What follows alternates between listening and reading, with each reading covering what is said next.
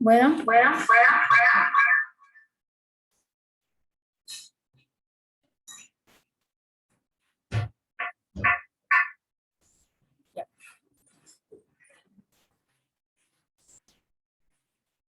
muy buenos días y bienvenidos a el primer Congreso Internacional de Actualizaciones en Medicina Interna.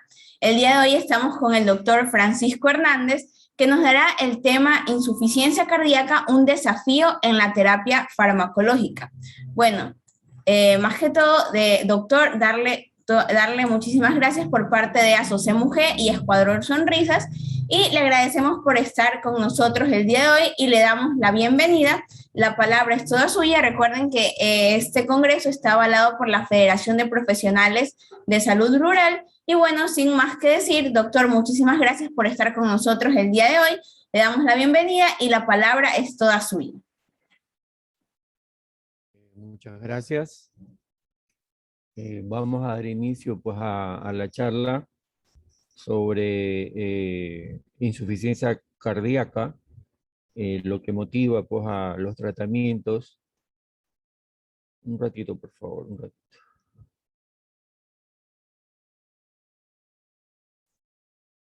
Esta es una enfermedad, sin lugar a dudas,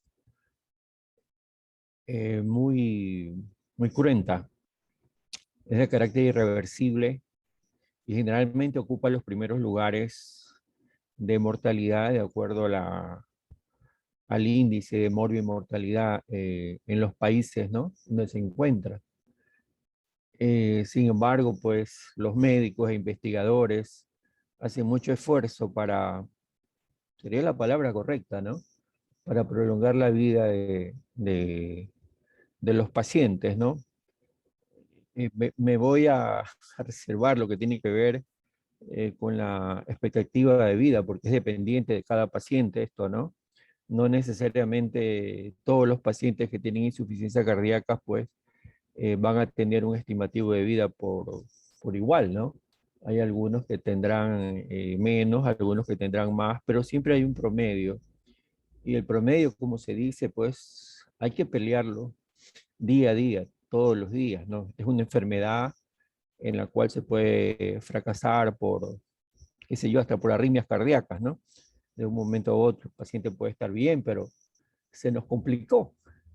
Y estoy tratando de conectarla, pero no puedo todavía. Bueno, de una manera general, el tratamiento de la insuficiencia cardíaca ha cambiado en los últimos años. Eh, los, las guías de todos los países como es Estados Unidos, Canadá, incluso Colombia mismo, ¿no? Ya están presentando nuevos formatos para el tratamiento pues, de esta enfermedad. Pero no podemos dejar a un lado, ¿no?, que esta enfermedad siempre se ha manejado, ¿no? Siempre se ha manejado con los fármacos tradicionales, ¿no? Como anteriormente, digo, no ahora precisamente. Anteriormente, pues, como es el caso de los inotrópicos positivos, como es el caso de los digitálicos, ¿no? Nos acompañaron durante tantos años, pero todo eso se va modificando en función de que las expectativas de vida no funcionaron tan bien con el uso de esos fármacos utilizados antiguamente. Entonces ahora pues existen nuevas propuestas, nuevas mejorías, nuevas investigaciones en las que se establece el principal problema de la insuficiencia cardíaca es la mortalidad, que no es tan baja. Y el segundo problema es la hospitalización. O sea, los pacientes con insuficiencia cardíaca pues tienen un grado de recibida y hospitalización bastante fuerte. Entonces se demostró durante mucho tiempo que los tradicionales, tipo por ejemplo digoxina, no mejoraban la incidencia de mortalidad ni tampoco disminuían la incidencia de ida a los hospitales. Entonces pues la comunidad científica mundial trató de encontrar fármacos que en realidad logren mejorar. Bueno, aquí yo le he hecho un historial, ¿no?, brevemente, de los casos. Estos casos van en aumento. Miren los casos en los Estados Unidos, la prevalencia en América, y el mismo sí se incrementa con la edad. Podemos decir que la insuficiencia cardíaca es una enfermedad que más que todo se presenta en las personas mayores, ¿no? No es como otras enfermedades, con problemas sistólicos, 75% en hombres y un poquito menos en las mujeres. Este es el dato pues, que nos arroja el INE en el sentido de los casos de moro y mortalidad en nuestro país. Como ustedes pueden ver, y yo siempre lo he venido diciendo, pues desde que apareció la pandemia del COVID, el COVID va a ocupar el primer lugar, por lo menos en el 2020. Sí, 2020 es el primer lugar, definitivamente, y algo el 2021, y ahora ya es mucho menos. Las enfermedades isquémicas del corazón estaban en primer lugar, pero bajaron por esta pandemia, ¿no? Eh, no necesariamente podríamos poner ahí la insuficiencia cardíaca, pero está muy relacionada. La diabetes mellitus puede ser una comorbilidad que genere pues una insuficiencia cardíaca. Las neumonías no dejan de estar en los primeros lugares, hipertensivas también pueden arribar a una insuficiencia, enfermedades cerebrovasculares, ¿ya? Las del sistema urinario, hígado, respiratorias y las enfermedades tipo cáncer, ¿no? Podríamos decir que para hacer un recuerdo, ¿sí? Un recuerdo, la insuficiencia cardíaca es un estado fisiopatológico en que una anomalía de la función cardíaca impide que el corazón expulse la sangre necesaria para los requerimientos metabólicos de los tejidos periféricos. Ahora podríamos decir en agosto del 2021, las guías terapéuticas de la insuficiencia cardíaca han cambiado del 2021, sí, han cambiado y todo se cifra, se basa en la relación de la fracción de la función ventricular, la fracción de eyección ventricular izquierda, ¿no? ¿Ya? En todo caso, en este momento es relacionado principalmente a esto, ¿no? De tal manera que un breve recuento rapidísimo, que el ventrículo izquierdo es la cavidad de bombeo principal del corazón. Nos bombea sangre rica en oxígeno a la arteria aorta y hacia el resto del organismo. Se establece como una fracción de eyección ventricular normal, aproximadamente de 50-75. Por debajo de eso ya comienza a haber un señalamiento de pronto eh, ya una incidencia mayor de aparición de insuficiencia cardíaca. Un ratito, por favor. Ya ahí estamos. En el mundo, según la OMS, la prevalencia es del 1%, es entre 1 y 2, ¿no? 1 a 5 por 1000 habitantes, la padecen 30 millones, y la causa más frecuente puede ser una cardiopatía isquémica, como les decía. Este está en segundo lugar aquí en el Ecuador, en causas de muerte. Aquí tenemos otras causas, ¿no? La aterosclerosis, las sobrecargas impuestas, las fístulas auriculoventriculares y las más reconocidas, ¿no? Serían la hipertensión arterial, coronarios, pacientes con diabetes principalmente, valvulares, alcohólicos, todo eso tiene que ver, ¿no? En todo caso, los síntomas más comunes, esta patología no es, por ejemplo, como una diabetes, como una hipertensión, que a veces no producen sintomatología inmediata, ¿no? La insuficiencia cardíaca, cuando ya está en un nivel, ¿no? Puede ser de 1B, ya comienza a dar sintomatología, aunque sea mínima. En todo caso, pues, se puede incluir fatiga, edemas en el abdomen, extremidades inferiores, disnea, edema pulmonar, presión venosa elevada, estertores pulmonares, edema periférico. Entonces, son situaciones que no pasan desapercibidas, mareos también, estados lipotímicos, todo esto, ¿no? No logran pasar desapercibidos. En todo caso, el paciente acude al médico y el médico lo clasifica de acuerdo a la Asociación del Corazón de Nueva York. El clase 1 no presentan síntomas. La clase 2 hay sintomatología con actividad física ordinaria, pero con limitaciones mínimas. Clase 3 con marcada limitación, ¿no? Pero sin estado de reposo. Y fase 4 que presentan sintomatología, que es lo más duro, ¿no? En estado de reposo, ¿no? ¿Sí? Un ratito. A ver, déjenme ver. Ya, estos serían los mecanismos de compensación. Lo que se llama los mecanismos neuroendocrinos, que son la actividad de la renina, angiotensina, aldosterona y la del sistema simpático. Entonces, los tratamientos ahora se basan en función de la compensación de este sistema neuroendocrino. Antes también, pero no se lo hacía de una manera tan más minuciosa como es ahora.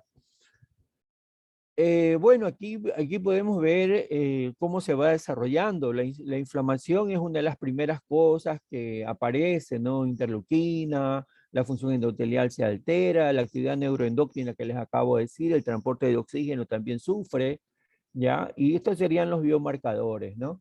Los biomarcadores más importantes, C-reactivo, factor de necrosis, los péptidos del colágeno, interleuquinas, bueno, estrés oxidativo, en las neurohormonales, el insulto miocitario, las troponinas, más que todo específicas, ¿no?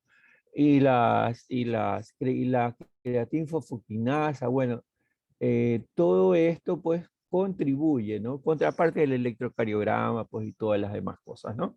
Ecocardiograma y todo. El objetivo en sí es mejorar la sintomatología, porque ya les digo, no hay como mirar para atrás. Esto es estacionarse y evitar que siga habiendo la sintomatología. La calidad de vida también hay que modificarla. La tolerancia al ejercicio, habrá menos capacidad de ejercicio, ¿no? Y prevenir lo que a cualquier persona le molestaría. Ir a los hospitales frecuentemente y algunas veces con estados agudos graves, estados agudos no tan graves, pero de todas maneras el mismo traslado a un hospital por una enfermedad de base y de pronto una comorbilidad al paciente como que lo presiona, ¿no? Psicológicamente, se lo presiona fisiológicamente, no el médico ni el familiar, no, la misma enfermedad. Los eventos isquémicos, el deterioro en la función ventricular izquierda, y el objetivo final es disminuir la mortalidad. Comencé mi charla diciéndoles que los fármacos que se utilizaban anteriormente pues no disminuían la mortalidad ni disminuían la hospitalización, en el caso de la dioxina.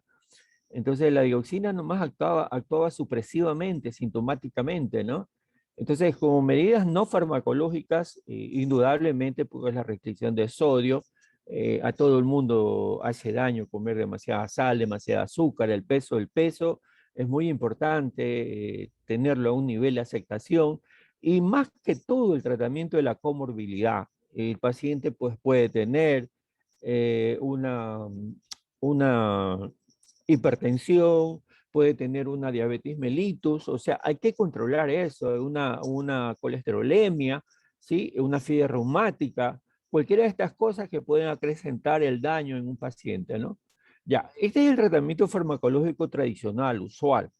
Ya, no podría dejar de hablar de ellos porque en todo caso la charla que se me pidió es precisamente lo que tiene que ver con los tratamientos farmacológicos, ¿no? Entonces, el tratamiento de los diuréticos, ustedes saben que no vamos a utilizar todos los días o toda la vida un diurético. El diurético está presente cuando hay congestión, cuando hay edema, y entre los diuréticos que más se utilizan, se deben utilizar en el caso de la insuficiencia cardíaca, son los diuréticos de ASA o como se dice, como lo dice Gugman y algunas revistas, los diuréticos de cima elevada, o sea, la furosemide, el ácido betacrínico, la musolinina, la bumetanida, esos serían un poquito los que más se utilizan, ¿no? Antes que las tiacidas. Los vasodilatadores, pues que es el objetivo final, la vasodilatación. Entre los vasodilatadores están, pues, los IECA en este momento, los ARA2, los Arni, o sea, el sacubitril más el sacubitril más el valsartán, son medicamentos pues que definitivamente no hay cómo contenerlos. ya están desde hace algunos años en los primeros lugares, incluso los antagonistas de los receptores de los mineralocorticoides, como es el caso de la espironolactona, que de un momento a otro ya se sitúan en los primeros sitios, los antagonistas del calcio, bueno, los inotrópicos. Ahí estarían pues los inotrópicos que yo les digo, como es el caso de la digoxina, los inhibidores de la fosfodiesterasa 3, como la anrinona, milrinona, pero son fármacos que poco a poco han venido siendo suplantados por otros que tienen un mejor perfil. Eh, en, en lo que tiene que ver con una insuficiencia cardíaca de tipo aguda, o sea, cuando está en riesgo hasta la vida del paciente, indudablemente que vamos a utilizar los inotrópicos, la gran mayoría de ellos intravenosos, como son la dopamina, dobutamina, perdón, la ibupamina, y todas esas drogas también se las pueden utilizar por vía oral algunos, ¿no? Que son precisamente para mejorar en función del receptor donde actúen. Generalmente actúan a nivel del receptor dopaminérgico, en el caso de la dopamina, del beta 1 y también del alfa 1, pero son medicamentos para uso más que todo intrahospitalario. Luego tenemos los anticoagulantes, los antiagregantes plaquetarios, calcio, magnesio, los antiarrítmicos en caso que curse con una arritmia cardíaca. Ya, el tratamiento va dirigido principalmente en esta enfermedad a aumentar el gasto cardíaco y el suministro de oxígeno a los tejidos para mantener, porque de eso adolece la insuficiencia cardíaca, las funciones orgánicas vitales. Suelen utilizarse incluso combinaciones de fármacos, lo que permite mejorar la sintomatología y aumentar la supervivencia, sobre todo con los nuevos fármacos, ¿no? Estos serían los recursos terapéuticos según medicina basada en evidencia. Sí, el diurético inotrópico positivo lo que hace es mejorar la sintomatología. Sí, yo ya les dije, el diurético no es para utilizarlo todos los días, no es cuando el paciente tiene alguna retención, una congestión. Y los inotrópicos positivos, ya la digoxina se le agradeció mucho por el servicio que prestó, pero ahora prácticamente ha quedado para insuficiencia cardíaca con fibrilación auricular. Hay otros fármacos que la han reemplazado, ¿no? Definitivamente los vasodilatadores, como los IECA, como los ARA2, como los ARNI, ¿no? Los beta bloqueadores, en diversos estudios han demostrado aumento de la supervivencia. Ese es el objetivo terapéutico, que el fármaco aumente la supervivencia, que no solamente me mejore sintomatológicamente al paciente, porque ahí no vamos a conseguir casi nada, ¿no? Pero si administramos un fármaco, por ejemplo, los beta bloqueadores, ya, no son todos, ¿no? Son el bisoprolol, nebivolol, metoprolol, carvedilol, ¿no? Que también es alfa. Se ha demostrado que aumentan la supervivencia en el paciente más o menos en niveles de 15 a 30%, igual que los IECA y los ARA2. Entonces, esos son fármacos que en un momento dado a nosotros nos podrían servir como médicos prescriptores, como médicos tratantes, ¿no?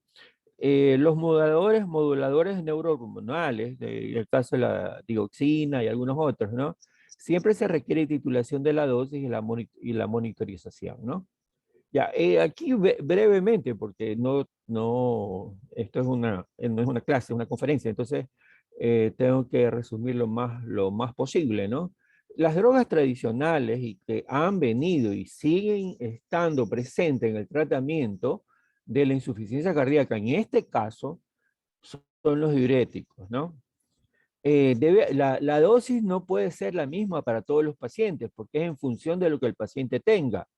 Entonces, los más usados para el paciente son los de CIMEB elevada o de asa de Engle, diferente pues a las otras patologías que utilizamos, más que todo las tiacidas, ¿no? Aquí más que todo se utiliza los de CIME elevada.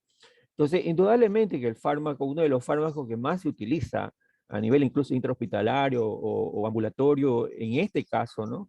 Es la furosemida. Entonces podemos utilizarlo como vía oral 20-80 en dosis únicas o vía intravenosa de 20 a 40 miligramos en una o más dosis, ¿no?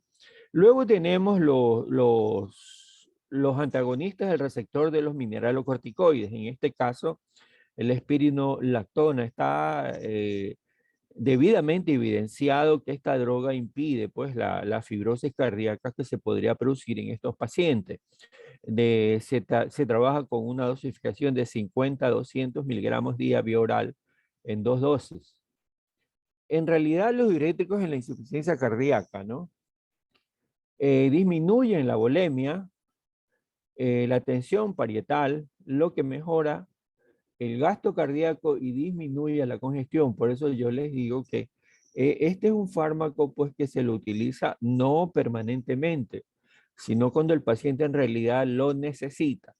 No se recomienda, esa es una aclaración pertinente, no se recomienda mucho en pacientes con una insuficiencia cardíaca estable, o sea, que no tengan edema, ni congestión, ni nada por el estilo.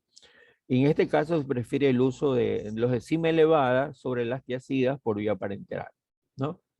Ya, este es el que yo les mencioné, que de todas maneras hay que decir algo de estos fármacos, ¿no? Porque estuvieron con nosotros por más de 100 años, ¿no? Según la historia médica, ¿no? Entonces, el más utilizado de todos los fármacos digitálicos, ¿no? Son derivados de plantas, de la hoja del vegetal, el estrofanto, el escila, es la digoxina. Este es un medicamento que puede ser eficaz y que tiene un espacio todavía en el tratamiento de la insuficiencia cardíaca asociada a fibrilación auricular. Pero su eficacia en estados de insuficiencia cardíaca con ritmo sinusal normal no es que ha sido cuestionada, sino que podríamos decir mejor ya no se la utiliza. Así, o sea, hay otros que están siendo utilizados mejormente. Tiene un margen terapéutico. Ya les decía que hay que hacer control de concentración plasmática cuando utilicemos este tipo de medicamentos, ¿no? Tiene un margen terapéutico, la digoxina de 0,5 a 2 nanogramos por mililitro. Entonces, el paciente cuando va a ser sometido a digoxina, lo puede hacer a través de digitalización que se llama intensiva por vía oral en 24 horas, acumulativa, que puede ser en 8 o 10 días, o puede ser intravenoso. Generalmente la que más se utiliza es la intensiva por 24 horas, ¿no? O sea, la dosis de esta dioxina es 1,5 miligramos, que vendrían a ser 6 tabletas. Entonces, posterior a eso, en el caso que se utilice esto, que quede claro, ¿no? Se hace el pedido pues, de concentración al laboratorio y la respuesta debe estar entre 0,5 a 2 nanogramos por mililitro. Entonces, este es un margen terapéutico sérico aceptado. Entonces, posterior a eso, como la droga se elimina todos los días, no es que se queda ahí por siempre. Entonces, se elimina el 30%, 30-50%. Bueno, ese 30-50%, para que se mantenga la digitalización, ¿no? Se lo da. O sea, más o menos estamos dando entre 0,375 a 0,5 de miligramos todos los días. Y eso se llama dosis de mantenimiento, precisamente para mantener la digitalización. ¿Ya? Igual se hace con el método acumulativo, pero es en 8 o 10 días, ¿no? Siempre se pasa al laboratorio a ver cuánto es el margen terapéutico, porque si es pasado los dos, es un margen ya no terapéutico, sino tóxico, que puede generar hasta incluso arritmias cardíacas, ¿no? Ya, ¿cómo está ahí? Arritmias cardíacas, ¿no? Ahí ustedes pueden ver ya el uso de los medicamentos ya a nivel totalmente intrahospitalario. La dopamina es un fármaco que actúa a nivel de algunos receptores. Entonces, uno de los receptores más importantes a donde actúa la dopamina son los receptores dopaminérgicos D1. Se utiliza con dosis bajas, menos de 5. Incluso algunas escuelas ponen hasta menos de 3 microgramos kilogramo minuto. Entonces, este efecto que se produce al estimular los receptores dopaminérgicos es aumentar el flujo sanguíneo renal, coronario, mesentérico, cerebral. O sea, es un gran apoyo para el paciente, ¿no? Si damos un poquito más de la dosis anterior, podemos hacer de 5 a 10 microgramos kilogramo minuto. El receptor que se va a estimular es el beta 1. Entonces ahí se va a producir un efecto inotrópico y todos los parámetros cardíacos se hacen positivos, ¿no? Y si ya damos más, pues lo que vamos a estimular es el sector alfa 1, con lo que generalmente no necesitamos, que es la vasoconstricción periférica, arritmias, isquemia renal, aumento de la poscarga, consumo de oxígeno por el miocardio. La vida media es corta y sí, los estados de uso de la misma en shock agudo, renal agudo. Esta no es para mantenimiento, esta droga no es para uso ambulatorio, ¿no? Como todo fármaco, todos los fármacos tienen reacciones adversas. Pero en el caso de la dopamina, como está en un hospital, está con todos los médicos, podría presentar náuseas, vómitos, taquicardia, angina, arritmia, cefalea, hipertensión, ¿no? La dobutamina es un variable también pero no tiene efecto a nivel de receptores dopaminérgicos.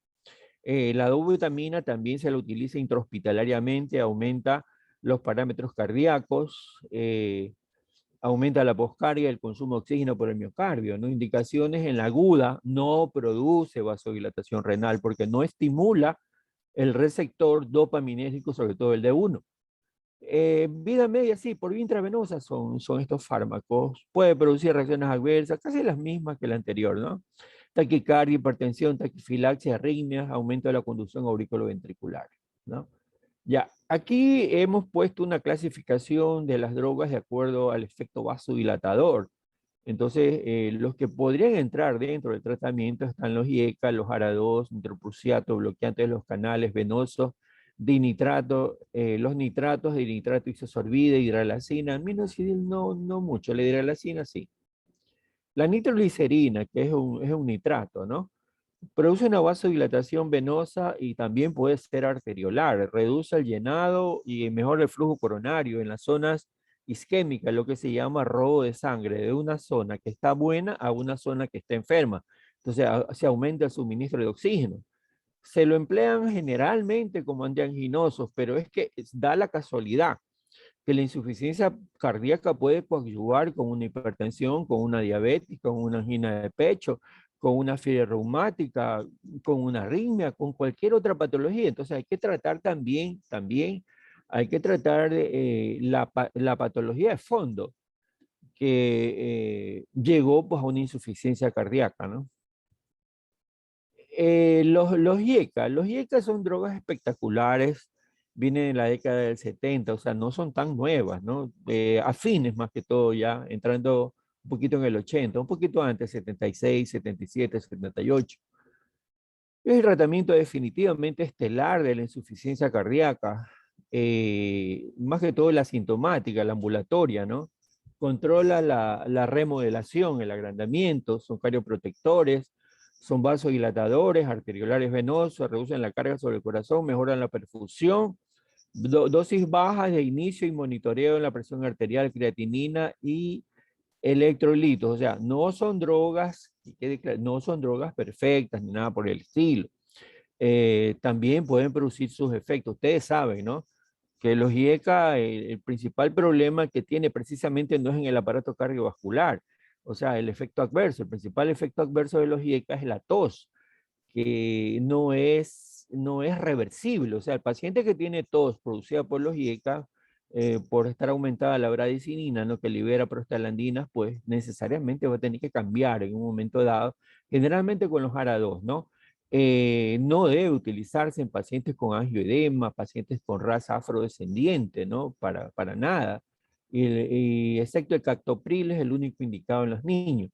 Los IECA siempre terminan en prilo, ¿no? Venaceprilo, silasaprilo, fosinoprilo, perindoprilo, quinaprilo, ramiprilo y tandolaprilo, por mencionar algunos, ¿no?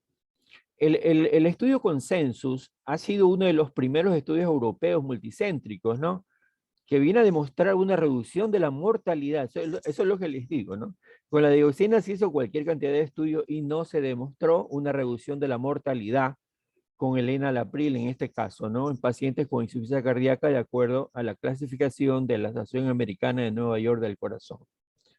En un estudio a doble ciego, aleatorizados, al cabo de un año, la mortalidad con los IECA en pacientes con insuficiencia cardíaca se redujo en un 31% en el grupo tratado con enalaprilo, frente al tratado con placebo o con otras drogas, ¿no? El otro grupo de fármacos, ¿no? Que se utilizan, ¿no? En la insuficiencia cardíaca, un poquito menos que y los IECAS, tenemos los ARA2, los antagonistas del receptor de la angiotensina 2, o sea, el antagonista 1, ¿no? Alcisartán, es una vez al día generalmente, ¿no? 40-80, candesartán 416, epresartán 600-800 y versartán 150-300. El losartán, que termina siendo uno de los más utilizados, 25 a 100 miligramos día, el mesartán 80-320, el mircetán 40-80 y el valsartán 80-160 miligramos al día, ¿no? Los resultados de los estudios SHARE informan que al usar candesartán limitan el riesgo de las hospitalizaciones.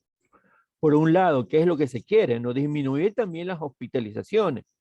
Y otros estudios de la crónica, como el ELITE-2 con losartán y valsartán, y en un estudio HIC, con el valsartán han establecido claramente en la utilidad de los mismos, disminuye la mortalidad en los pacientes con insuficiencia cardíaca. O sea, estamos hablando de una evidencia comprobada.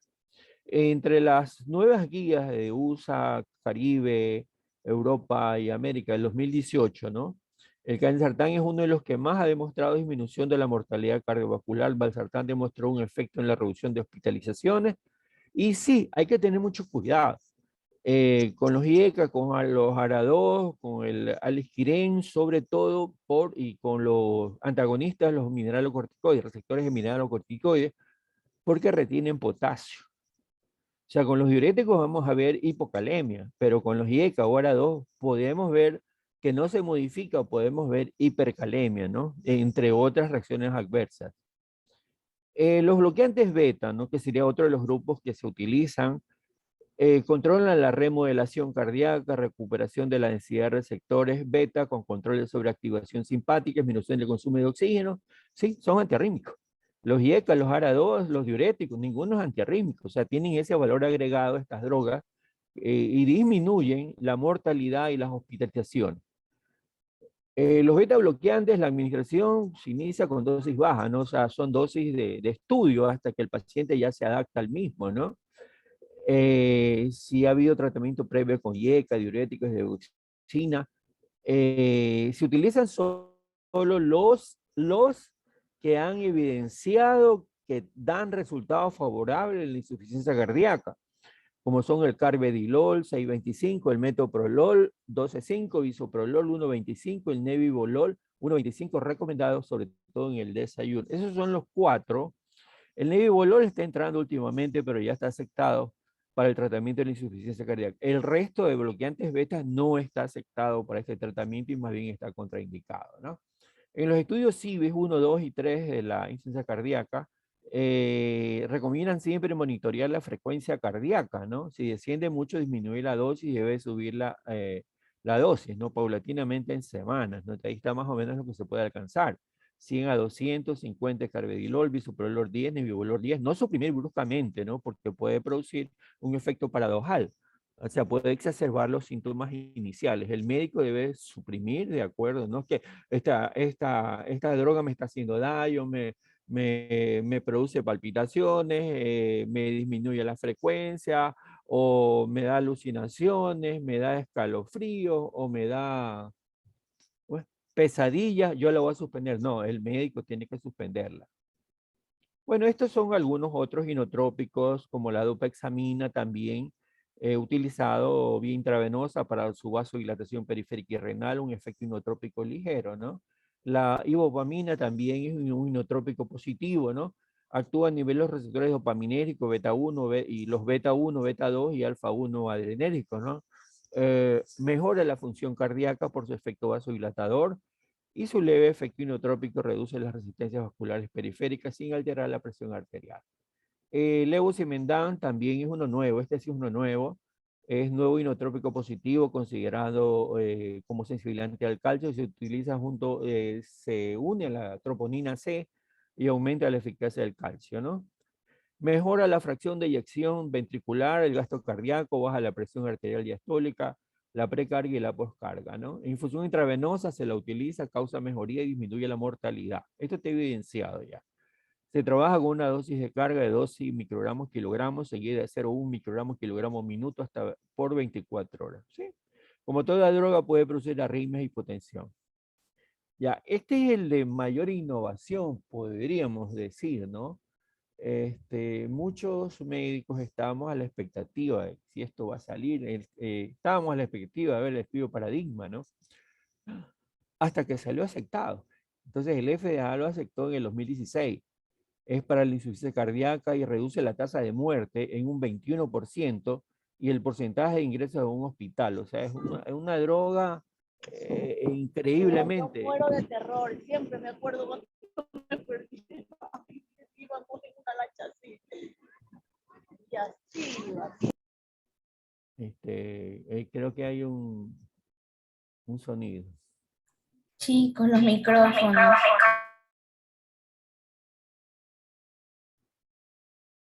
Bien, este es el sacubitril más el valsartán, ¿no? Nuevo fármaco es un inhibidor de la neprilicina, que es una endopeptidasa neutra o NIT, a través de un metabolito, así es, el LBQ657, metabolito activo del sacubitril. El objetivo de estas drogas es llegar finalmente a lo que se llama la vasodilatación.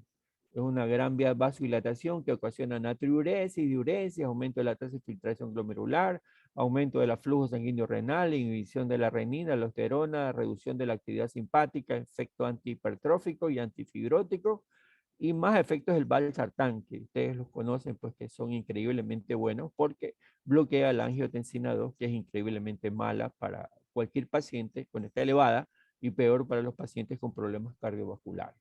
Bueno, estos más que todo son de diagnóstico, ¿no? Tiene propiedades natriuréticas, diuréticas, vasodilatadoras, son los péptidos natriuréticos, y más que todo el que se utiliza más, un poquito más, es el péptido natriurético cerebral. Entonces, en este momento no hay cómo decir, ¿sabe qué? Déjeme hacer este examen, los otros exámenes.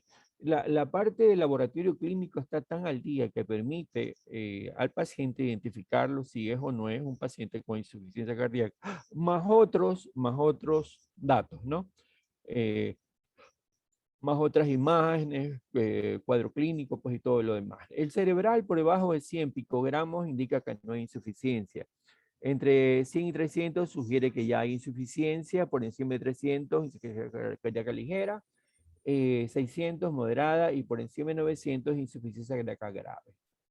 Ya, levosimendan, ya les mencioné, un inodilatador. Este de aquí, miren, de acuerdo a las guías terapéuticas de los Estados Unidos, Canadá, esta droga se la ha reservado más que todo para los pacientes con raza afrodescendiente. Ustedes saben que en ellos el uso de los IECA, los ARA2, precisamente no da mucho resultado favorable. Entonces, ahí se lo pone con una palabra aceptada, ¿no? Que no toleran los IECA, los ARA2 o los beta bloqueantes. Entonces, en estos pacientes, de acuerdo a las guías del 2021, sería más que todo para los pacientes que tengan insuficiencia cardíaca y que sean de esta raza, hidralacina más isosorbida, no. Y esta es la clasificación actual para el tratamiento de la insuficiencia cardíaca. Eso es lo que yo les decía. Ya les mencioné todos los tradicionales, hubiese sido injusto que no los mencione porque es lo que se ha venido dando, ¿no? Pero en este momento la configuración farmacológica es en función de la fracción de eyección ventricular del ventrículo izquierdo, ¿no? Entonces, ¿qué es el FEBI, no? Entonces, en este momento estamos valorando un FEBI reducido, un FEBI ligeramente reducido o un FEBI preservado. Así más o menos se está catalogando el paciente en estos momentos, ¿no? Entonces, veamos allí, ¿no? Tratamiento de la insuficiencia cardíaca de acuerdo al FEBI reducido. Primeramente debemos encontrar signos y síntomas, ¿no? La tasa de eyección ventricular debe ser menos de 40, ya les dije, 50-70 es el normal. Entonces, incluso aquí se recomienda, las mismas guías recomiendan una angiografía coronaria invasiva. Entonces, a estos pacientes se los puede manejar con IECA, con beta bloqueador, con antagonistas del receptor de los mineralocorticoides, o sea, la espironolactona, y con los inhibidores del ingreso otra vez del azúcar y del sodio al riñón, que son los antidiabéticos, ¿no? Recuerden ustedes que los pacientes diabéticos pueden llegar a una insuficiencia cardíaca. Entonces, las drogas más utilizadas, los IGLT2, son la empagliflozina, la dapagliflozina, ahí está repetido, la sotagliflozina, y ahí sería, en lugar de DAPA, sería la canagliflozina, y por el apuro lo repetí. Y los ARNI, que son el sacubitril más el valsartán. Ahora, en reemplazo del IECA, en una insuficiencia cardíaca con fracción de eyección ventricular reducida, se los utiliza todos estos tratamientos para reducir la hospitalización y la muerte, ¿no? En los mismos, ¿no? Si no se obtiene mejoría de acuerdo a la clasificación de la Asociación Americana de Nueva York en nivel 2 y 4, pese a tratamiento con IECA, beta bloqueantes, AR, e incluso puede haber empeoramiento en los pacientes. Entonces ahí se recomienda el tratamiento con una droga nueva. Esa droga nueva se llama el Vericiguat, que es recomendado principalmente para pacientes clase 2B, en que ya hay sintomatología. Entonces, resumidamente, ¿no? El Vericiguat es un estimulador de la guanil ciclasa soluble, enzima presente en el sistema cardiopulmonar, tiene doble mecanismo de acción. El primero, que sensibiliza a la guanil ciclasa soluble al óxido nítrico endógeno mediante la estabilización de su unión, y en segundo lugar, la guanil ciclasa soluble independiente del óxido nítrico. Esta reacción enzimática estimula al GMP cíclico, favoreciendo la vasodilatación, ¿no? El tratamiento mismo en insuficiencia cardíaca con fracción de eyección ventricular reducida, el Vericiguat es un estimulador oral de la guanil ciclasa soluble en pacientes con insuficiencia cardíaca con fracción de eyección ventricular reducida a aproximadamente 10 miligramos al día. Se hizo un estudio Victoria el pasado año 2020-2021, ¿no? Y se encontró en más de 5.050 pacientes, concluye que la insuficiencia cardíaca de alto riesgo fue menor la hospitalización y muerte en los que se suministró Vericiguat. La reacción adversa, siempre hay reacción adversa, ¿no? Encontradas fueron hipotensión transitoria en ese estudio, 9,1 y síncope de 4% en relación a la otra droga o al placebo, ¿no? Los pacientes con insuficiencia cardíaca adolecen mucho de anemias, pérdida de hemoglobina y todo eso. Entonces, siempre hay que evaluar insuficiencia cardíaca con anemia y deficiencia de hierro mediante estudios sencillos como es el hemograma, la ferritina sérica y el porcentaje de saturación de transferrina en pacientes sintomáticos. Entonces, en estos casos se hace administración del suplemento de hierro intravenoso con carboximaltosa férrica. Se debe considerar pacientes con insuficiencia cardíaca con hierro menor de 45 y deficiencia de ferritina sérica en menor de 100 nanogramos mililitro con saturación de menos del 20% para mejorar síntomas de falla cardíaca y menor capacidad de ejercicio y mejor calidad de vida. En la preservada, en insuficiencia cardíaca con fracción de eyección ventricular izquierda, preservada, quiere decir un poquito mejor. O sea, estamos hablando de más o menos 41 a 48, 49, 50, ¿no? O sea, se hizo un estudio, el Emperor, se lo publicó en agosto del 2021, y estos incluyen también el mismo tratamiento, como los ARA2, los antagonistas del receptor del mineralocorticoide, el sacubitril más el valsartán. Entonces, aquí lo que se recomienda en la preservada, que no es tan mal la fracción de eyección ventricular, el tratamiento de etiología. Bueno, ¿qué tiene usted aparte de tengo diabetes, tengo hipertensión, tengo fibrilación auricular, tengo fiebre reumática, tengo patología coronaria? Entonces, hacer un tratamiento más a fondo de la etiología y las comorbilidades cardiovasculares y no cardiovasculares. Es recomendado en pacientes de insuficiencia cardíaca con fracción de eyección ventricular preservar los diuréticos. son recomendados en pacientes con falla cardíaca para mejorar los signos y los síntomas, ¿no?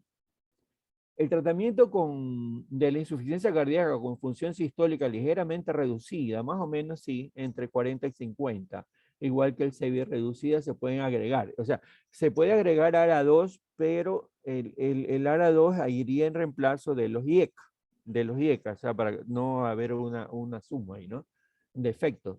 Y este tratamiento reduce la mortalidad y la hospitalización en la insuficiencia cardíaca. De una manera general, señores y señoritas, ¿no? El tratamiento en este momento está basado en los IECA, los ARNI, bloqueantes beta y los antagonistas del receptor de mineralocorticoide. Y si el paciente tiene diabetes e insuficiencia cardíaca, hay que dar pues los inhibidores de la reabsorción de glucosa y sodio a nivel renal, canaglifosina, la EMPA, la dapaglifosina, esas son las drogas que irían mucho mejor que las otras. En frecuencia cardíaca con ritmo sinusal, el objetivo es disminuir un poquito el latido por minuto. Entonces utilizan la ivabradina, la dosis que pueden ser en ancianos de 2,5, en adultos de 5 a 7,5, ¿no? De 1 a 2 veces al día. Como yo les decía, en insuficiencia cardíaca en raza afrodescendiente, la recomendación de las guías terapéuticas de agosto del 2021 es hidralacina más dinitrato de isosorbide. Esa es la droga que... Y en intolerancia a los IECA puedes utilizar los ARNI o los ARA2. Eso es todo, jóvenes. Le expliqué a la persona que me contactó que con mucho gusto acepté, pero tengo un compromiso a las 10:30. Si tienen alguna inquietud, con mucho gusto, rapidito, pues no tengo mucho tiempo. Doctor, muchísimas gracias por acompañarnos el día de hoy, de verdad, por parte de José Mujer y de Escuadrón Sonrisas, de verdad, muchísimas gracias por darnos su tiempo y pues su conocimiento. Si tienen alguna pregunta o alguna acotación, de verdad, pueden ponerla por el chat, o si no, pues ya vemos, bueno, el doctor es verdad, tiene un compromiso y ahorita a las 10:30, así que ya para dar por terminada la charla, y una vez más, muchísimas gracias. En los comentarios también vemos muchísimas gracias, doctor, así que, bueno, de verdad que en serio, este tema ha sido de gran utilidad para todos nosotros, y eso. Muchas gracias a ustedes, a todos ustedes. Un abrazo para todos ustedes.